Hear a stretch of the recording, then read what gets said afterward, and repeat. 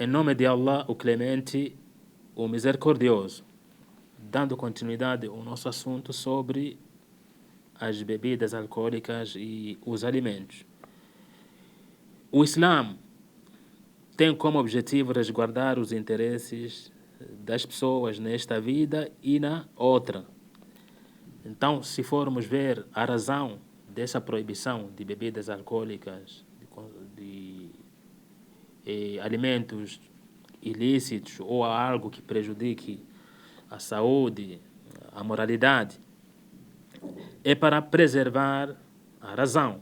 Um dos objetivos do Islã é preservar a razão, a lucidez. Neste sentido, que se preocupa em proteger as 5 necessidades básicas do ser humano. As necessidades básicas do ser humano são a religião, a vida, a razão, a honra e a propriedade.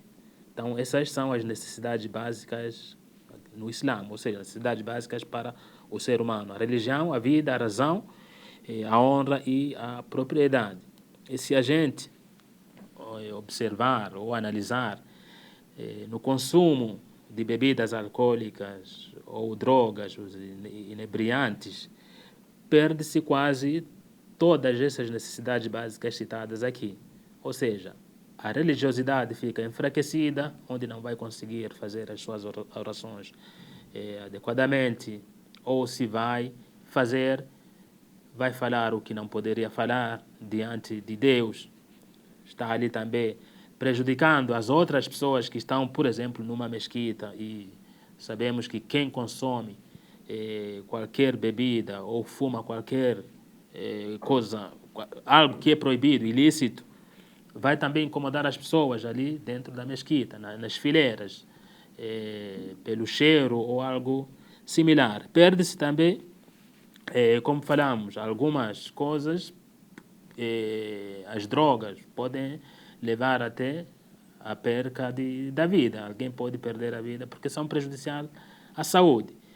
E também perde-se a razão, já falamos sobre isso anteriormente, perde-se a honra, as pessoas nem respeitam aquela pessoa e nem a própria pessoa respeita as pessoas que estão ao seu redor ao consumir os inebriantes ou bebidas alcoólicas. E certamente perde-se também a propriedade. Quantos a gente conhece que entram em alguns vícios, acabam perdendo tudo que eles têm, até casas, carros, que eles têm dentro de casa, começam a mover o quê?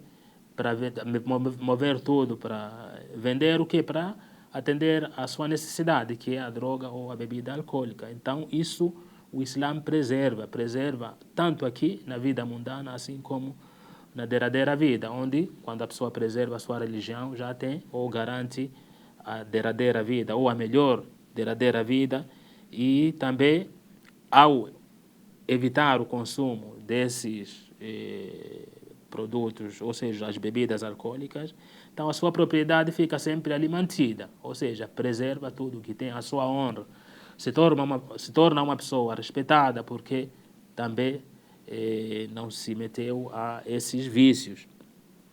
A razão é o elemento sobre o qual se fundamenta a responsabilidade e é a causa pela qual Allah dignifica o ser humano. Daí que o Islã protege e cuida de tudo que a pessoa, de tudo que possa prejudicar ou debilitar.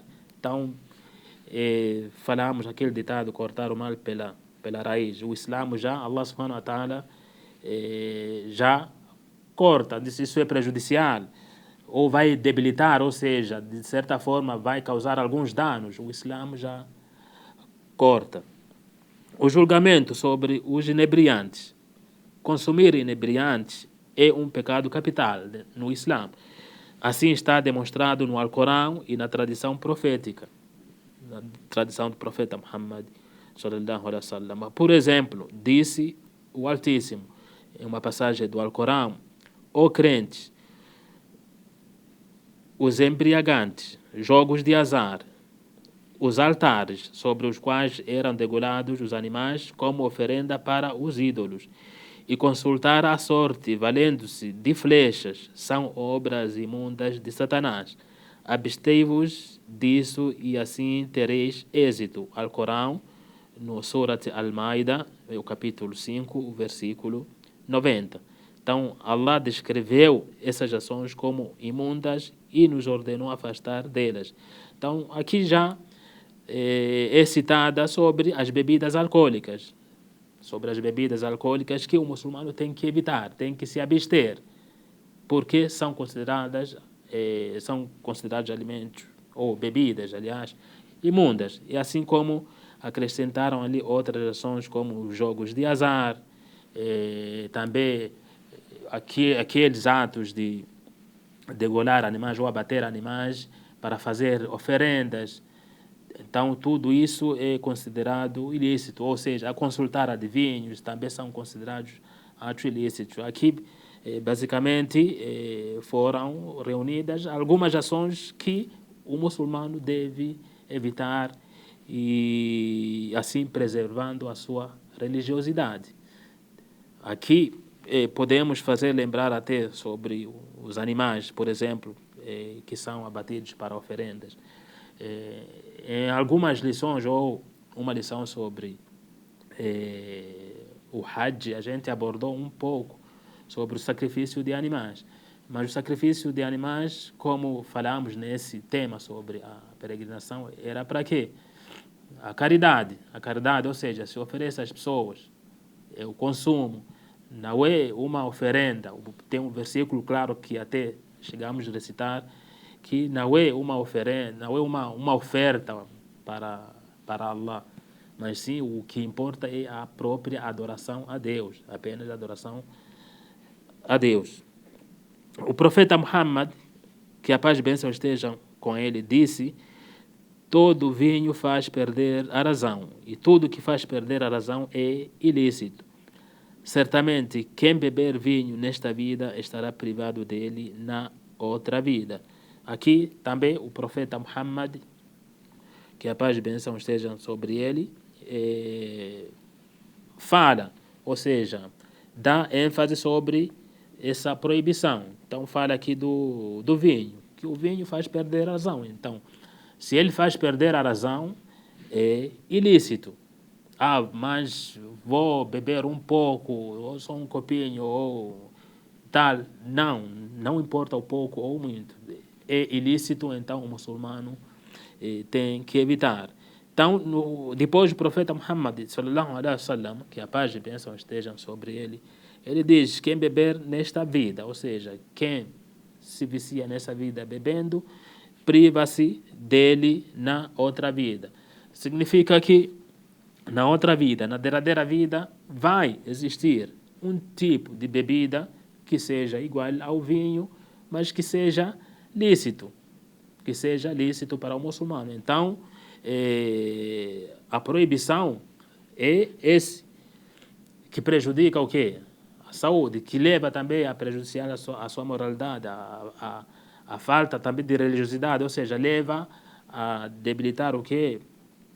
A não praticar bem as ações que o Islã ordena. Então, existe o vinho que a gente pode beber se a gente alcançar o que? A derradeira vida, ou seja, se alcançar o paraíso na derradeira vida, existe esse vinho, mas, como dizem os sábios, é aquele vinho que não leva os efeitos que aqui a gente vê.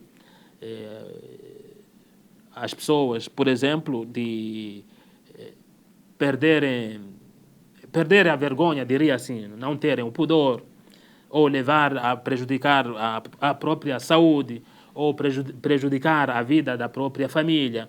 Como sabemos, algumas pessoas chegam a perder a sua propriedade, porque perdendo a sua propriedade, então a família também fica prejudicada. Então, tudo o que devemos saber, tudo o que se alcança, ou quando se fala da derradeira vida no Islã, é algo que a gente vai consumir ou vai ter sem prejudicar. Ou seja, ninguém vai ser prejudicado, nem a própria pessoa sai prejudicada. Então, às vezes pode-se achar, mas por que aqui é proibido e lá vai se tomar esse tal vinho? É que tudo o que Allah, o que Deus reservou para nós na derradeira vida é aquilo que é do bem.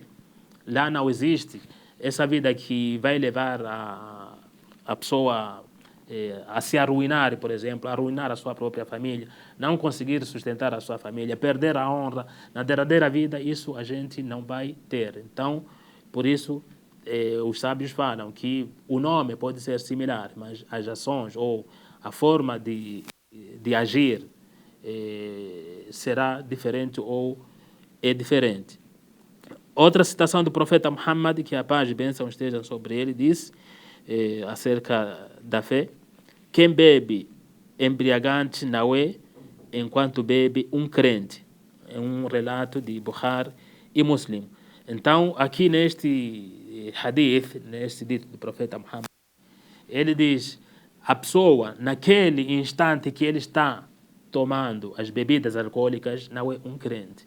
Naquele instante que ele está ali com o copo, com uma latinha, uma garrafa, está tomando as bebidas alcoólicas, naquele instante ele não é um crente. É o que o profeta Muhammad diz. Então, significa que naquele momento não é crente, mas não significa que ele vai sair da religião, ou seja, perdeu a religião.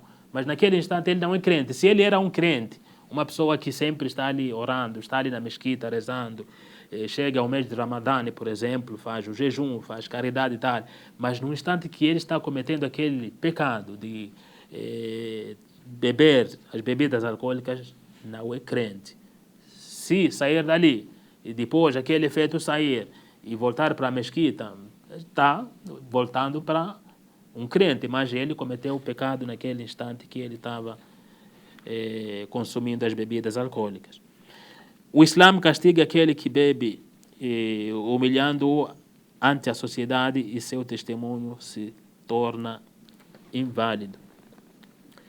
O Islã ameaça aquele que bebe e não abandona o vício até o final de seus dias como um doloroso castigo na outra vida. O profeta Muhammad, que a paz e a bênção estejam com ele, disse: Allah prometeu